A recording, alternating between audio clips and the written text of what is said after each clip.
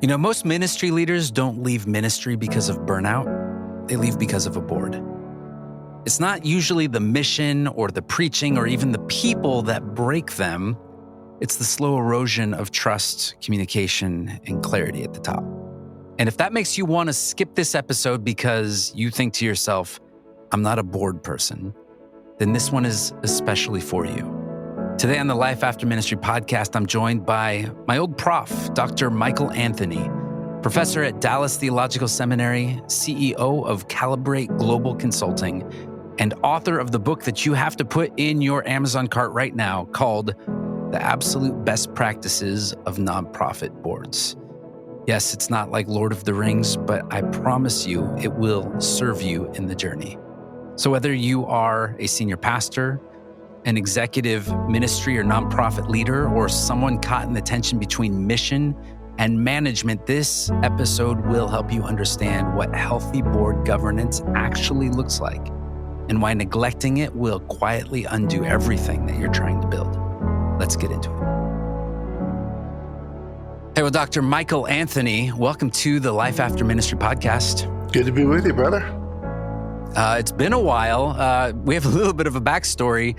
I used to have my papers submitted to you back in the Biola Talbot days.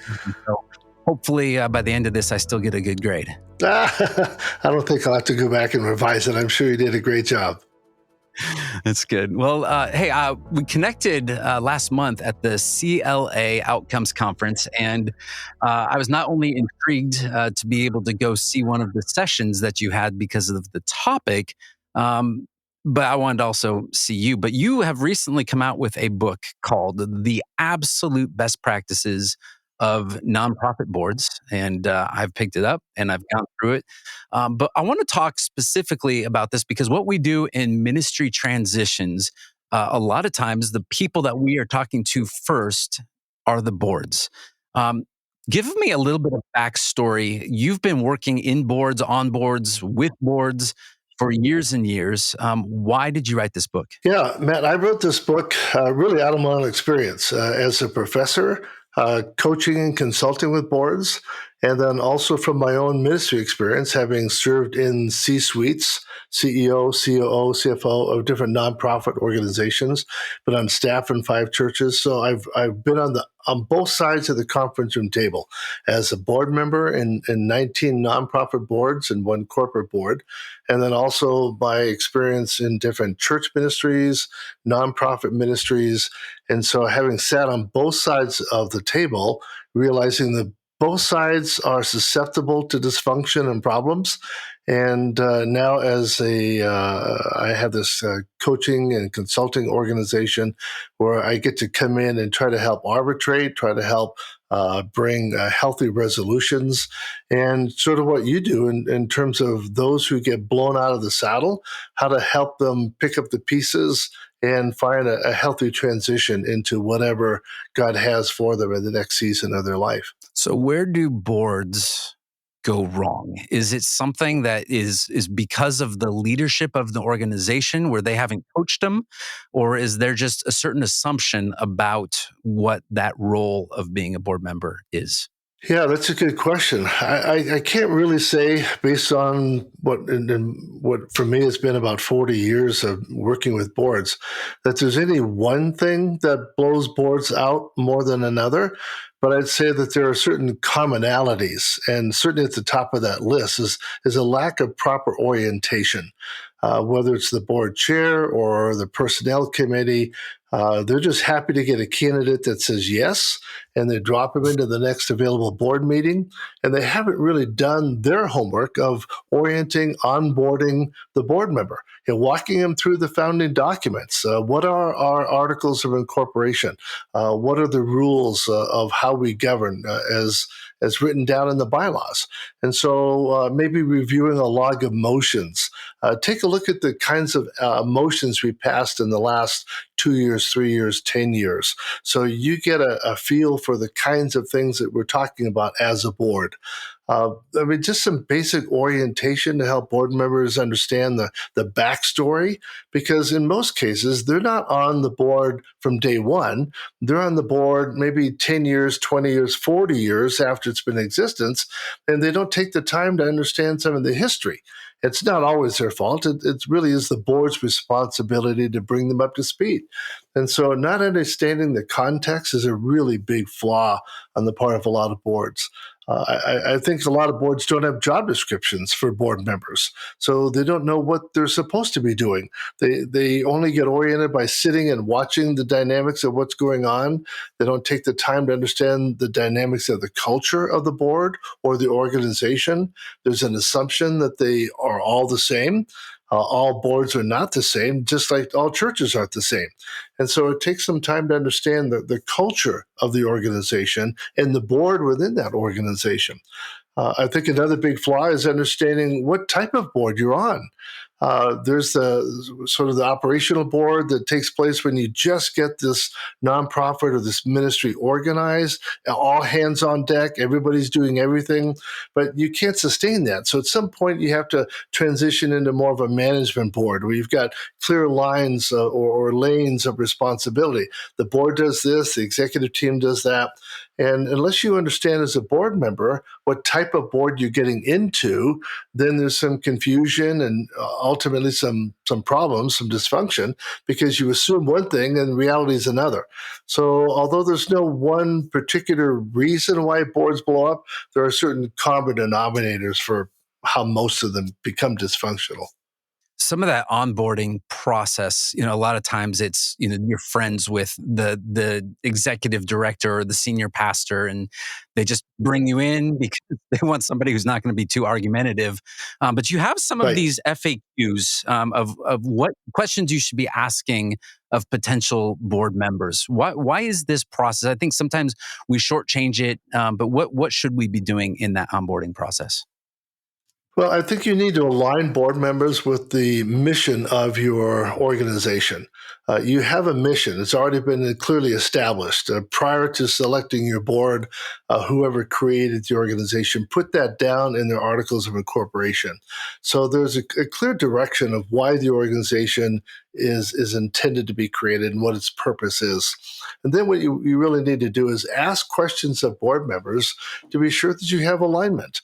Are they coming in with maybe some baggage? Are they coming in with expectations? Are they coming in with a sort of a clear alignment of what I can bring to the table to help you fulfill your mission, and whether or not there's alignment with the chemistry of the other board members as well, because the dynamics of getting along as a board, it's sort of like joining a family. You don't get to choose your family that you get born into, but you do get to choose the board that you align yourself with. And so I think it's wise for both the board and the board candidate to be asking questions about alignment. And that's why I go back to that log of motions. Is I've joined boards with an expectation that this is our job, this is our role. And then when I get on the board, I realize the kinds of things they're talking about, they're really in the weeds of issues that the board has no business talking about these. This is the function of the executive team. And so by looking at the log of motions, I would have clearly understood the nature of what I was getting myself into. So asking, first of all, do you have a log of motions? If you don't, that's a yellow flag. But if you do, then you should be reading that so you find out, is this the kind of board that I can align myself with and really make a valuable contribution? And the only way to know that is to ask questions. You said log of motions. This is one Mm-hmm. of the things I heard you talk about at the conference. And I Right. realized I've never even heard of log of motions. And so we know there's Robert's Rules of Orders, there's board minutes, but what is the log of motion and why does that matter? Yeah, and why it's so critically important for a board to have one. When you have your minutes, the minutes record sort of the basic conversation that takes place during the board meeting, and it records only all the important decisions that are made. Recorded as a motion, it was second, it was passed. When you approve a motion, then you take that motion and you put it into a separate document. That document's referred to as the log of motions. It's a log, it's a record of all the motions that have been made, even the ones that have not passed, just so you know that you go on record saying that the board came to an ultimate decision, and this is the decision they made. And so over the course of a year, you might have 5 or 6 motions. So you can review an entire year's worth of board discussions by just looking at those bullet points of the kinds of motions that were approved or not approved. That way you're not making the same motions year after year because different board members rotate in and off the board. So it's a very valuable document. But as I've said, I've served on 19 nonprofit boards, and I've only served on maybe 1 or at the most 2 boards that have ever had a log of motions. Yeah. I'm going to have to go back to the drawing board with my own nonprofit and figure some of You're this out not as well. alone, brother. You're not alone. Yeah, it's good. Knowing is half the battle, right? Yeah, you talk it is. about a job description, and we find that there's a lot of organizations that barely have a job description for their staff members, let alone their board. But what are some of the essential duties for a board member? You highlight 3 things: the duty of care, loyalty, and obedience. Walk me through those. Right. Yeah. When you talk about the duty of care, what you're talking about is a board member comes on the board with a job description, with clearly defined rules and responsibilities of who's in what lane. These are the responsibilities of board members. These are the responsibilities of staff members. And it's clearly written down. It's articulated. There's organizational structure.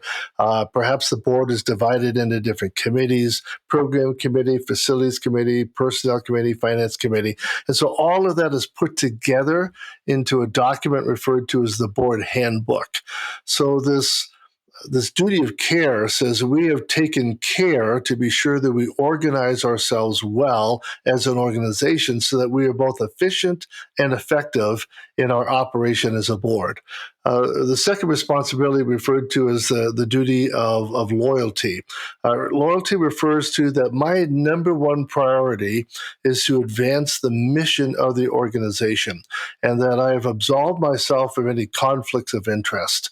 A best practice of nonprofit boards is that every single year, usually in January, the first meeting of the year, there's a written document that every board member signs, and they identify where there may be potential conflicts of interest. For instance, I served on a school board, a Christian school board once, and we had a building contractor that was on the board. There's nothing wrong with that, particularly if as a school we're going to go into a building campaign. It's nice to have someone on the board who understands the idiosyncrasies of construction. But if he's going to be bidding on the contract for that building, you want to be sure that they've absolved themselves of the conflict of interest. So the duty of loyalty says that we have done due diligence to be sure that our primary loyalty is to the organization, not to ourselves or any of our own personal interests. The duty of obedience just simply says that we have agreed to follow all the state, local, federal laws, rules, regulations, standard governing practices of accounting, for instance, GAAP as we refer to it, generally accepted accounting principles, those kinds of things. That there's an obedience to following prescribed rules, regulations, codes, laws, and things along those lines. Those are the 3 primary responsibilities of every single board member, regardless of the nature of the organization. And so if those things are not clearly delineated from the beginning, you have everybody having their own idea about what their role and their job is. Right. And so that's Lots of assumptions. They start to cross over into another lane. They don't stay in their lane. So you have some guardrails that really kind of help the board stay in their lane. Yeah, and that's a guardrail for both the board as well as the staff. So that way the board stays in their lane and the staff stays in their lane, and they don't try to do each other's job. Yeah. A lot of times we see that they'll go into a meeting and you'll have the executive director that is thinking like, we're going to have a conversation about this. And the board thinks, well, we're going to approve or deny what we're talking about. And the executive director is like, that's actually not what I'm bringing this to you for. We have a totally different agenda. We just want to keep you in the loop, right? Exactly. And another best practice relates to this about just staying in your lane during the board meeting. That's where the primary job of the chairman of the board is to be sure that the board stays within their lane. And it's very, very tempting for board members to get down into the weeds of how the operation is taking place. And then they start to give directives about how staff members should be doing this or should be doing that.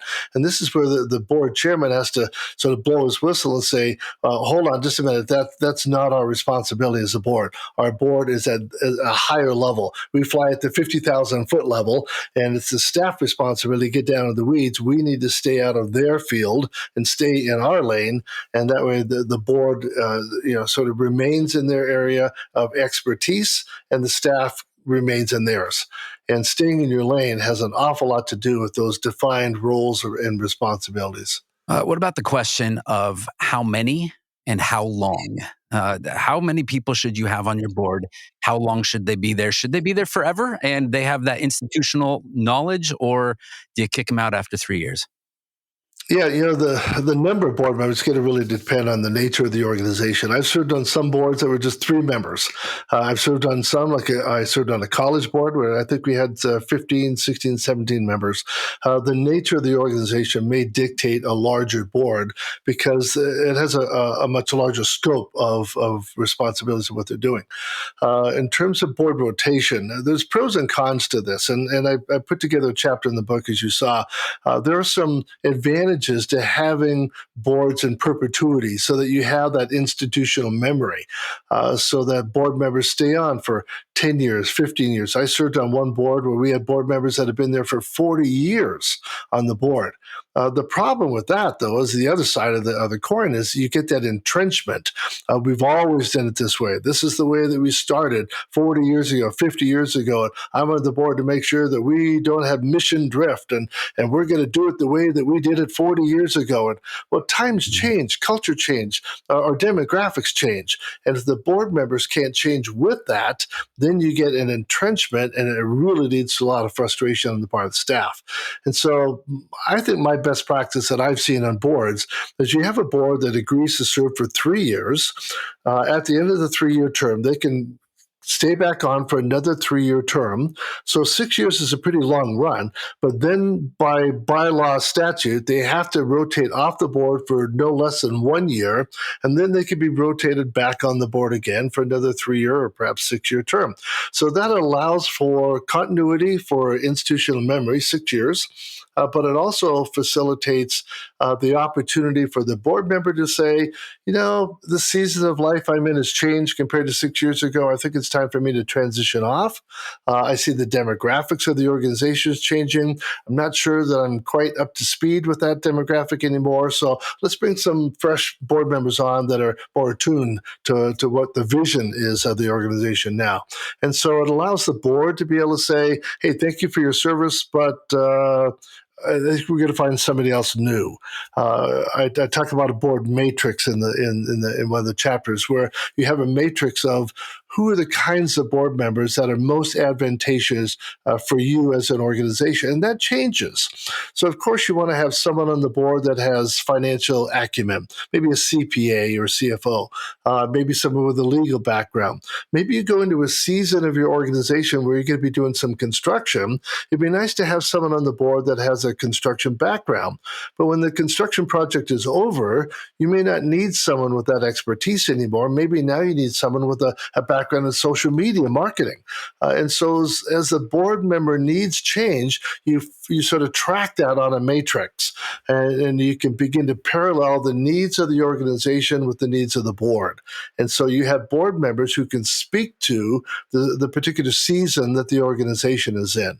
So I think that's a very valuable contribution that boards can make, so that as they rotate board members, they're attuned to the current needs of the organization. So that leads us to the conversation of transitioning a board member off the team, especially if Yes. you don't have Mm-hmm. all of this written in stone already or in your bylaws of how do you begin that process? And you have stories. I know you have lots of stories, so we can change all the names to protect the innocent or the guilty. But how do you start to institutionalize some of that or incorporate that if you haven't done it before? Yeah, if you haven't done it before, now's the time to revisit the bylaws and get those amended so that you've got some structure to doing this. But in the lack of structure, let's be honest, it becomes awkward. How do you get someone off the board who you recognize is no longer making a valuable contribution? They're going through a season of life where maybe emotionally they're charged or they're just not with it anymore. And you want to protect their dignity. You want to say thank you for your service. But you need to make that difficult decision of we need to get Fred off the board. That's usually a one-on-one conversation between the board member and the board chair. And if it goes well, then you could, as the board chair, say, hey, Fred, thank you so much for your service. We're coming up to a season of time in our organization where we feel that we need to bring some different contributions to the board, and we'd like to make room for them. Would you be willing to retire off the board to make room for them? Another way to do this, and I've seen this done, is you create an advisory board or an emeritus board. And so you get somebody that's been on the board maybe for 30 years, and it's a time for you to say, hey, you know what, Fred, thank you so much for your 30 years of service. Wow, you've made such a significant contribution, but we're going to create this advisory board now to free you up so you don't have to come to board meetings anymore. We'll still send you the minutes so you're attuned to what's going on, or perhaps you can attend, but you don't have a vote anymore. But it's an opportunity for you to remain on the board in an advisory or an emeritus capacity, but you're no longer involved in the monthly meetings and the activities that we're doing as a board. So it frees them up from the responsibilities that they had before. So that's a graceful way of transitioning someone off the board into a less intense board responsibility. I've seen that done very effectively as well. You told a story about a time where you took yourself off the board because you were not able to vote and unanimously with the rest of the board. When is that appropriate? Yeah, in that particular situation, man, I was on a college board. The president had retired, and we had an interim president, which is usually the case. It's a member of the C-suite, chief academic officer. And I was not convinced, based on the discussions of the board, that the college wanted to become a university. But the chief academic officer that was serving in the role as interim president had never served in a university before. So it's difficult to be able to transition an organization into a certain kind of organization that you've never been a part of before. And going from a college to a university is so much more than just changing the name on the marquee. It's a completely different cultural shift. And unless you've been part of that new culture, it's hard to move an organization into that new realm. And so after a year of searching for a new president, the search committee came back and said, we haven't been able to find anyone. And so let's just go ahead and let the interim remain on as our new president. And I said to the board, I said, that would be a really poor mistake because they don't have what it takes to take you to where you've already said as a board you want to go. And so after an hour and a half of discussion, they all voted to bring this gentleman on. He was a nice fellow, but he just didn't have the skill set of taking the organization where it needed to go. So they all voted. It was like 15-1. I was the one vote that said no.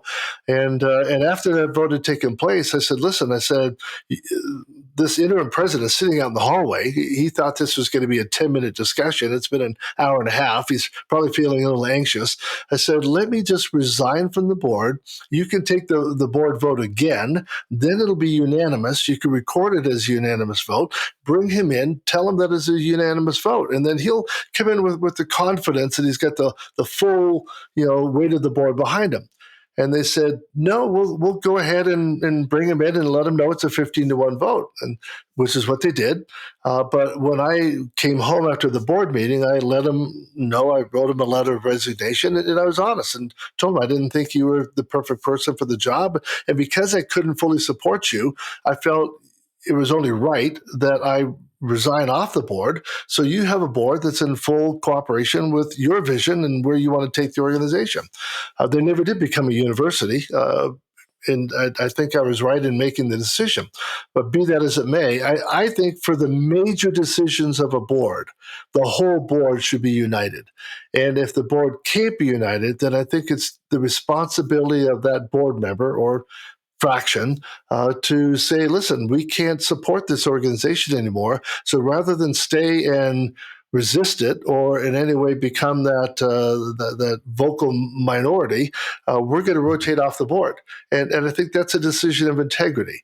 It's not always easy to make, particularly if you're heavily invested in the organization, but I think it's the right one. Not for every decision. I mean, otherwise you wouldn't have a board, because the board should be able to vote in a way that's contrary, and that's okay. You can agree to disagree, but I think of the most important decisions, like the hiring of the CEO, the board should be unanimous. And if not, then I think it's only right that those board members that don't agree make room for board members that are in full cooperation with the CEO.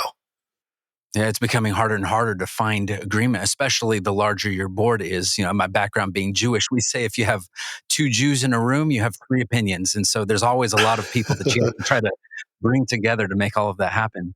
I want to know That's about true. the role of the chairman of the board, and specifically their relationship with the executive director or the senior pastor, the leader of the organization, because that's an important one. And I don't know if this is just in my own context or experience, but I've seen a trend, and you can verify this or not, but I've seen a lot of chairmen of the board who, once they are off of that role and off of the board, are no longer part of the organization. Is it a sense of they've seen too much of how the sausage is made and there's a distaste? Like, how does that, have you seen the same thing? And then what does that relationship need to be like between the executive director, the leader of the organization? Yeah, man, I've not only seen that, I've experienced that. I've been chairman of the board of a number of the boards that I've been on.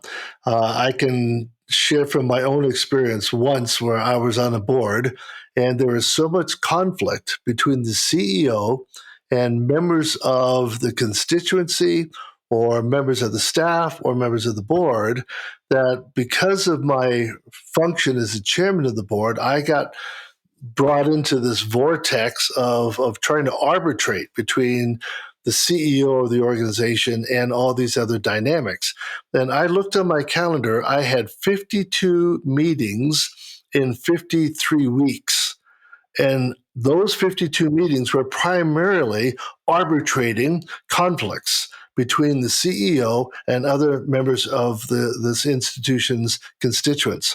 And at that point, I was supposed to serve as I think it was a 2 or 3 year term as chair. I said, enough is enough. This has become a part-time job. And I resigned off the board. I said, listen, I know I was supposed to do a 2 year term, but after 1 year as the chairman, I've been on the board for 5 years. I'd sort of rotated up to the chair. I was supposed to be there for a couple of years. I said, I'm rotating up the board a year early. And honestly, I can't take this anymore because I have another job and I have to give that job my full responsibility. And it's time for you to bring somebody else on who can take this load. And within a year or two, the CEO was transitioned out because it was necessary to lower the conflicts that were taking place in the organization. And I left that organization. I sort of said, "What? Man, I am so done. I've worn out the T-shirt, so to speak." So yeah, I've seen it. I've experienced it. And when you're the board chairman, if you don't have a healthy relationship between yourself and the CEO, it can create so much angst that by the time your term is up, you're done. You walk away and you don't want to see it in the rearview mirror again. I've been on some boards, however, where that wasn't the case, where there was a good, healthy relationship between myself and the board chair or the CEO, and it was a sweet, sweet ministry partnership. So it can happen that way.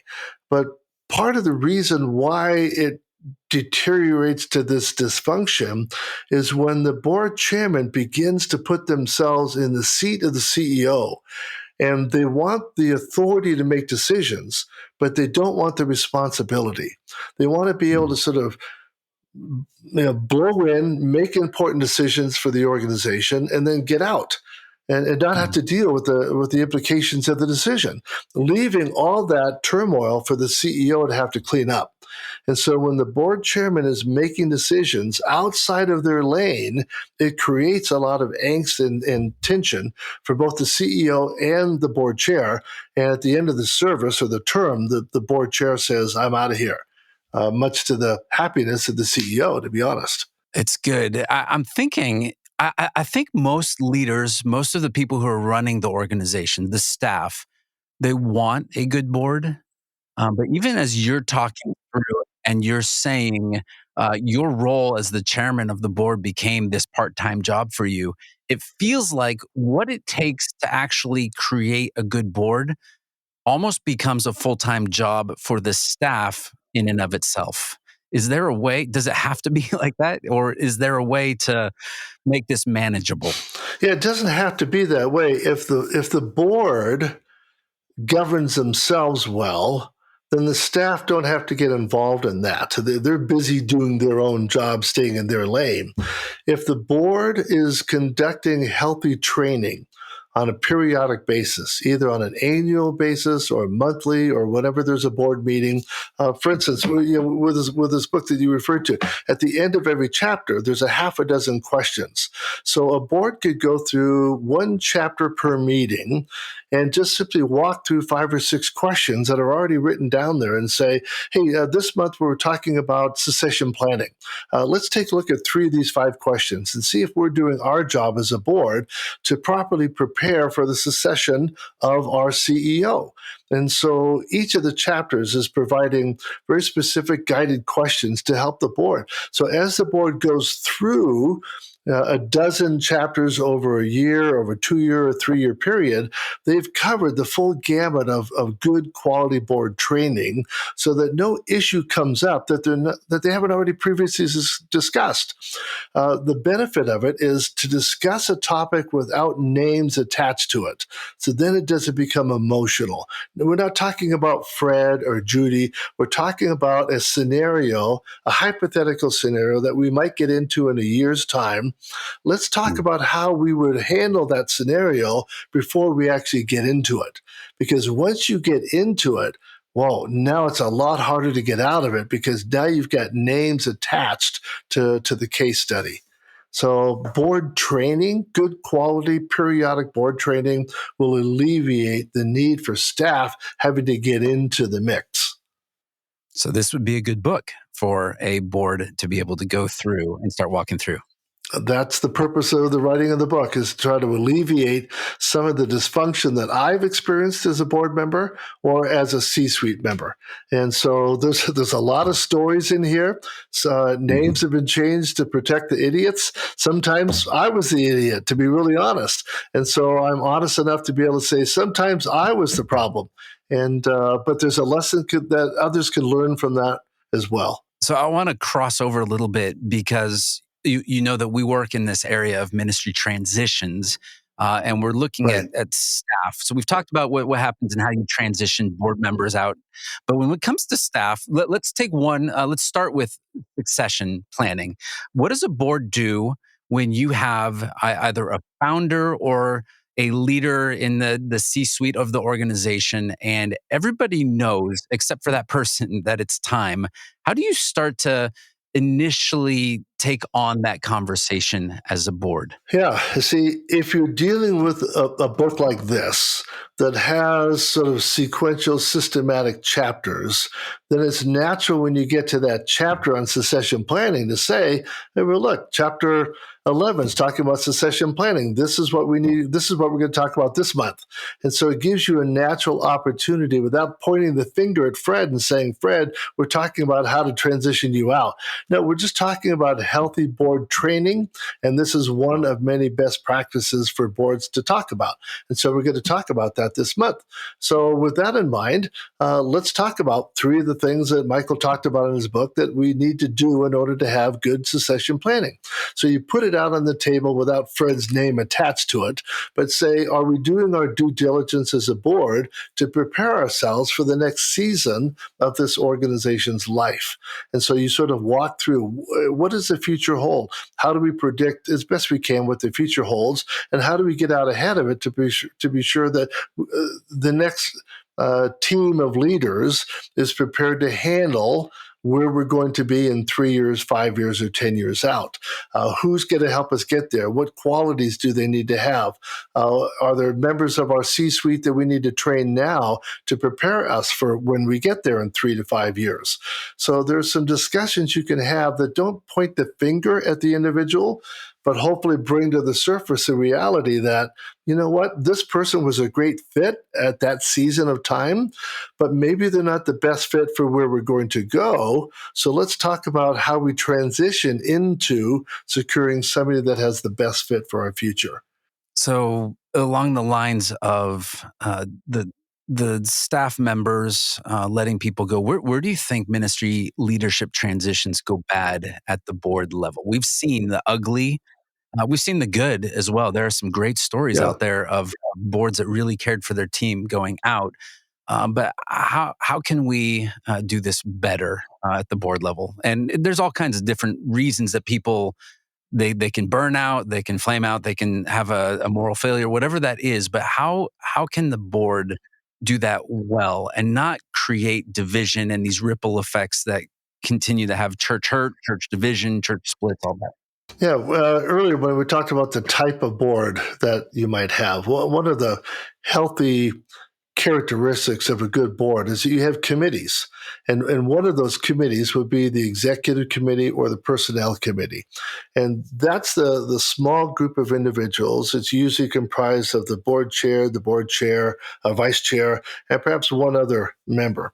And this individual or this group, this executive committee, meets with the CEO probably on a periodic basis, quarterly, semi-annually, no less than annually, to go through an annual review. I prefer a more periodic review. You have, as a board, put together goals and objectives. The CEO has agreed to this, and now we meet once a quarter or twice a year, or at least once a year, to review the progress of those goals and objectives. And along the way, you have an open-ended opportunity to say, how are things going, Fred? Okay, we've accomplished a number of these goals. I think we're making good progress. How are you feeling about this? How are you doing personally? How are you functioning with your team? How's your health? How's your marriage?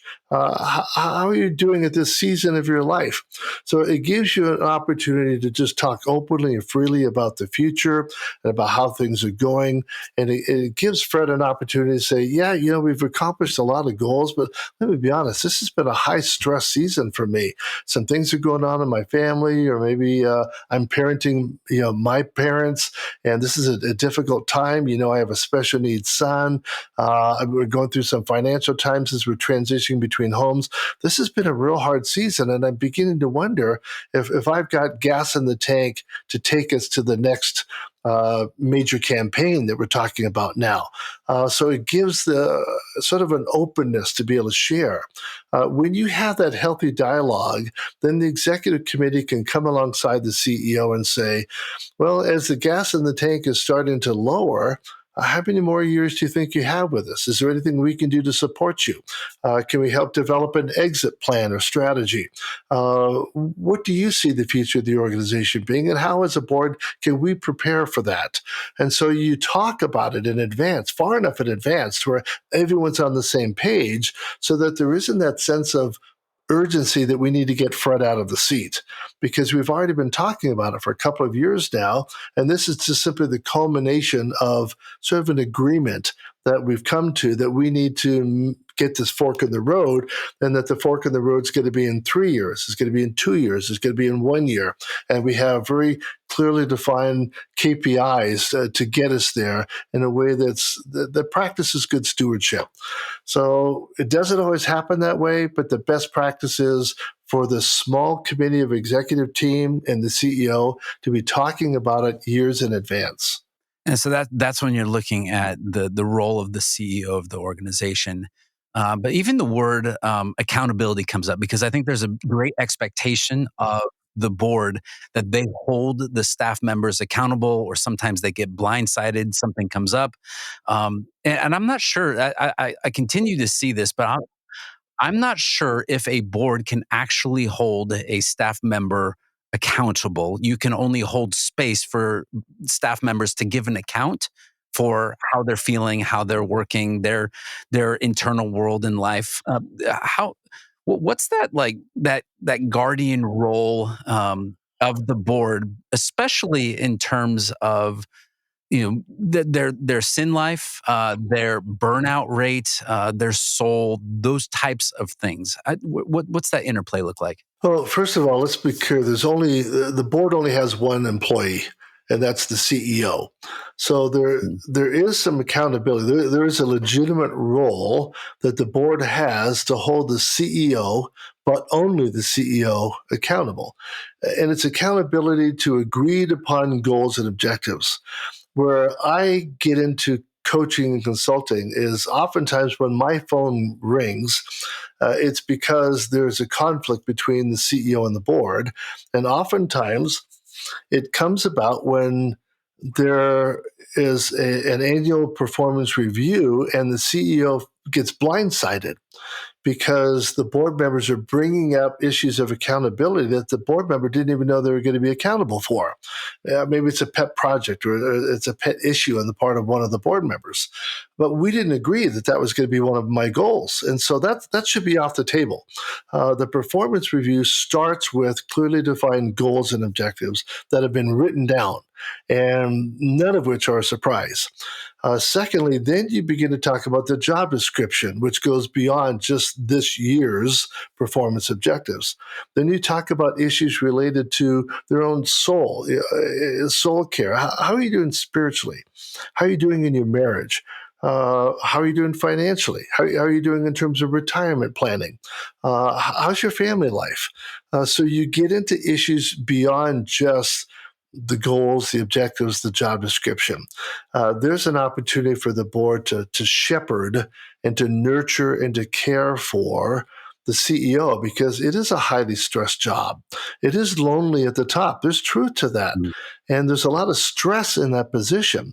And if nobody acknowledges that stress and the collateral damage that that stress can create, then you get things blowing up. And at that point, it's hard to put the pieces of Humpty Dumpty back together again because you didn't take the time to ask the questions of care before it got to that crisis stage. And so I think one of the things you can do is having those conversations, either one-on-one with the board chair or between the CEO and the executive team, the executive committee, to talk about real life issues of spiritual formation, character development, the kinds of things that blow up the ministries. Most ministries don't blow up because you didn't fulfill your goals and objectives.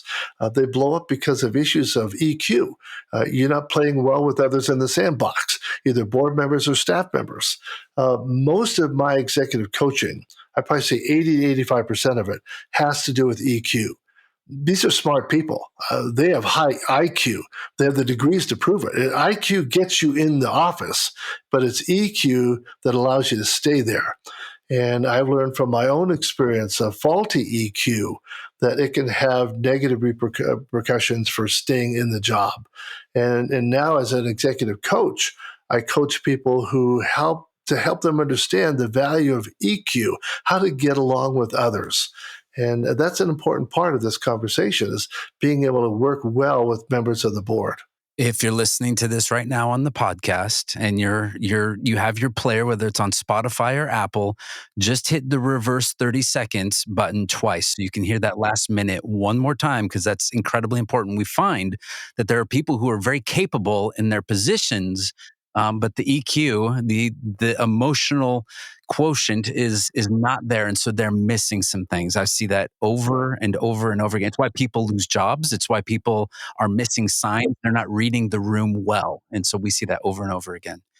And along those lines, I think about leaders, ministry leaders, how they're wired. And more often than not, we are a little bit more relational. And when we get to this topic of boards, it's boring. Like, I'm just going to be honest. Like, your book is not a book that I would have ever picked up as a pastor because it's boring. I don't want to talk about it. Like, when I Yeah. think boards, I think boards are boring. And you start to, like, it's a weird environment. Like, if we're going to be honest, like Robert's Rules of Order, like I've sat through meetings and I'm like, why are we doing this? Is weird. And bylaws, like, this is not how we want to be talking to people, giving vision, talking about the Bible and Jesus in the world, all of this stuff.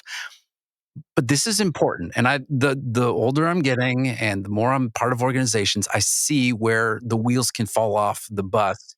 And but help help me understand. Give us, like, for the person who's listening, who's like, I don't want to do this.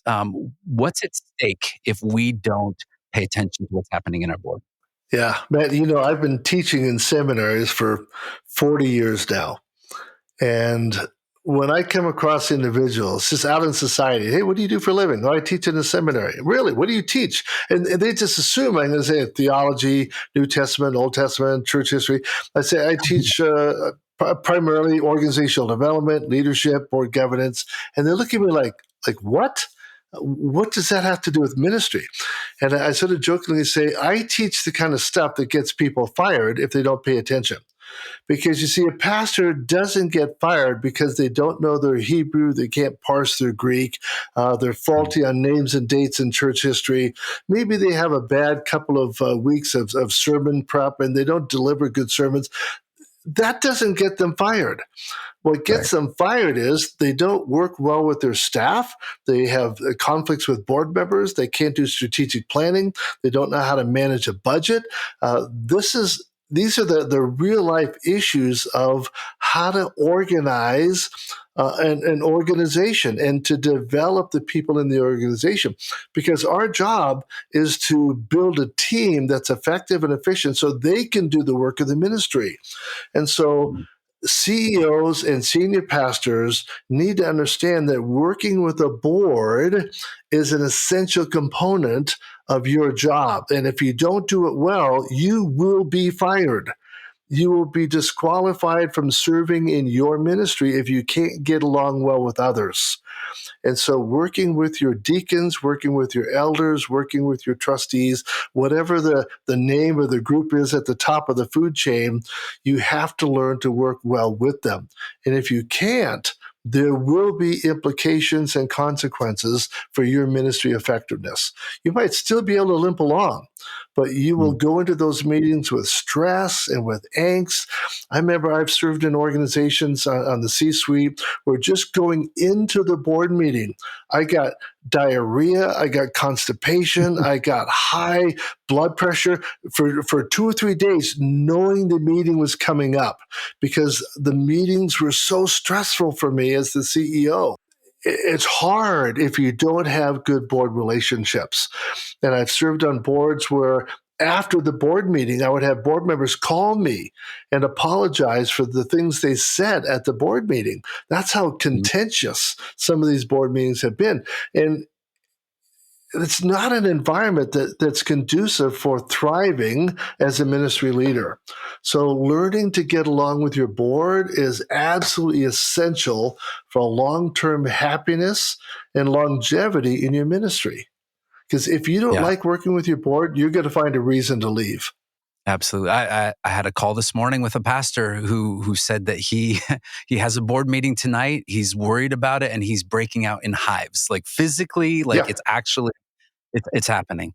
I feel yeah, like while I have you on the line, I have two more questions that hit me. That sure. I feel like I have my own personal Chat GPT that I can ask you all these questions. Is there a difference in the board in how boards operate between churches and nonprofits? Yes, yes, there are. And I've served on plenty of each. The church board is pretty narrowly focused on their congregation, on their unique demographic, and in satisfying the demographic so they keep coming back week after week. It's a little bit more narrowly defined in terms of theology because they have to be within compliance of their denomination. So it is a little bit more narrowly defined. They're deacons or maybe deaconess or trustees or maybe they're elders. There's some theological underpinnings in that kind of a organizational structure. Whereas with a nonprofit board, it's a little bit broader. The board of directors, the board of trustees. It might be a Christian nonprofit, but generally speaking, they don't get involved in issues of doctrine and theology. Their constituents are broader because now we're dealing within maybe a city or a community or national or international constituents. We've got donors, we've got alumni. It's a much broader base of operation and focus of ministry as well. So the decision making is going to be much longer. It's going to be much broader. The finances are a little bit more challenging because you're dealing with donors, and so you don't have a captive audience. Whereas when you're in a church on Sunday morning, it's easy for the senior pastor to make an appeal, and the offering comes in. You've got immediate income of funds to meet that need. When you're the CEO of a nonprofit and your only ability to communicate is a monthly newsletter, it takes time to turn that around. And oftentimes newsletters, particularly in the summer, aren't being read. So you've got to communicate, and over-communicate. And it's much harder because now you've got to schedule maybe a gala or a golf tournament or some special event to raise funds. So the time frame of fundraising is much more challenging than it is within the context of a church. You have gone through your own transitions in ministry. And so this is a little bit more personal, but how do ministry leaders grow during painful transitions? What have you done in some of those seasons? And so we don't waste these seasons of transition. Yeah, I have been transitioned out of ministry 3 times in my life in the 50 years that I've done ministry, church and parachurch. The last time was probably the most painful. I didn't see it coming. I was completely blindsided. I had been asked to renew for a 5-year term. I said I couldn't do that. And the conversation spiraled, and within 5 minutes, I was out. It was like all or none. And since it was a none, it was like, okay, then you're out. And so I proceeded to go into a completely unanticipated season of the dark night of the soul. I'd heard about it theologically. I'd never experienced it. But I went for 2.5 years of genuine fog of trying to figure out what does the future hold? What am I going to do? My training is in seminary. I got 3 seminary degrees. What is that transferable into? I really struggle. I sort of pieced together some part-time employment just to pay the bills, but my identity was fragmented. And I struggled for 2.5 years trying to figure out, God, why did you do this to me? I felt like I was following where you led me. I had seen signs guiding me along the way. I went into that with confidence, and I completely got blindsided and blown out. And now, God, I'm not sure I can trust you anymore. I'm not sure I understand how to determine the will of God in my life, because obviously I was wrong before, or was I? And so there was this deep sense of, I don't know what to do with my life. I wasn't hearing God speak. I was still having my quiet time, but my prayers were falling on the floor. I wasn't hearing God in His Word. I was absolutely in a dark, dark funk. Depression was there. It was really dark. And I'm a positive person. I'd never experienced that before.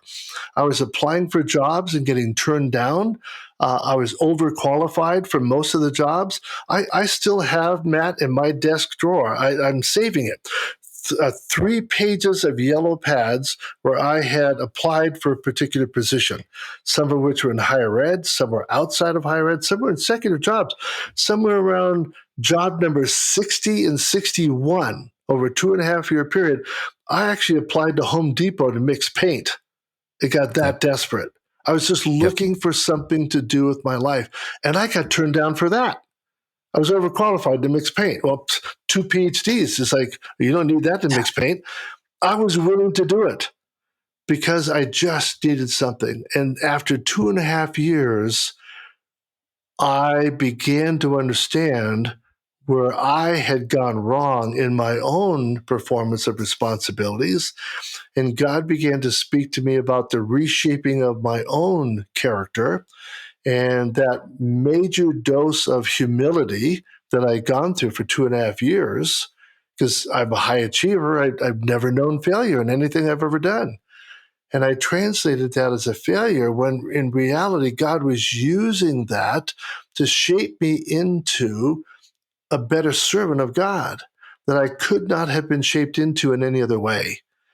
And so when I began to realize that God uses this to make me a better servant, the fork in the road for me was when I was reading scripture and I came to a verse in Psalms where it said, "The Lord is good." And I stopped right there and I said, "Is he really?" Because right now I'm not feeling that you're all that good. But I said to myself, either he is, and I need to reinterpret my life experience that he's got something good for me even in this, or God isn't good, and I'm just going to deconstruct my faith and put my faith on the shelf because I can no longer trust God to be good for me. And so I sat there staring at my Bible saying, is he or isn't he? And I said, as I look back over the course of my life and all the things that God has done for me, he is overwhelmingly good. And so he has something good for me even in this. And when I came to that realization, the fog began to clear. And I began to look at this experience that I was going through, this negative transition, as something that could be good. And then I began to look for the good in it and began to translate this, that God is good, God is using this for my good, and that good will come out of it. And the coaching that I've done for others that have gone through this transition has really been better than it's ever been before in my life because I can relate to them now.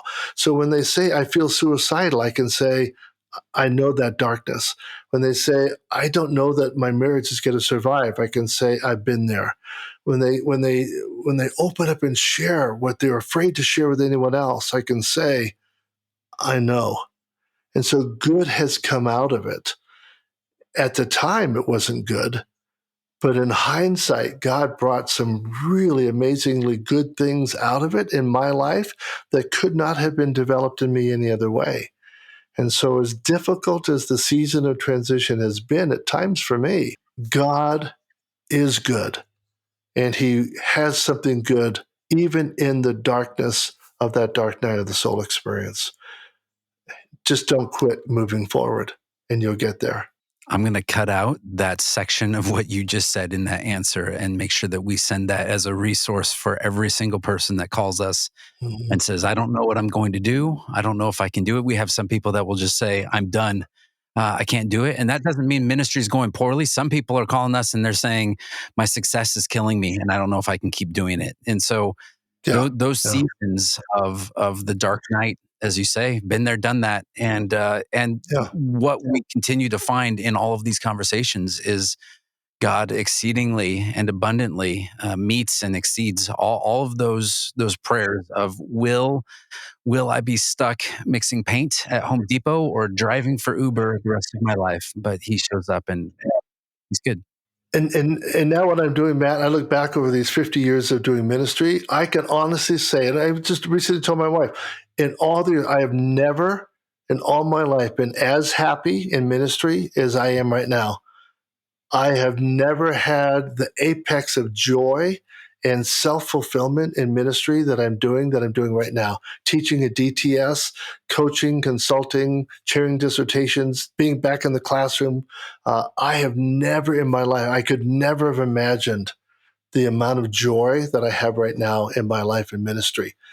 I'm so glad I didn't quit. I'm glad I didn't deconstruct. I'm glad I didn't put myself on the shelf, that I was willing to do the hard work of recognizing that there's something in this for me as well. It wasn't all the board's fault. There was some I needed to point to myself and make some changes. But now looking back, I could say it was worth it. It was worth it.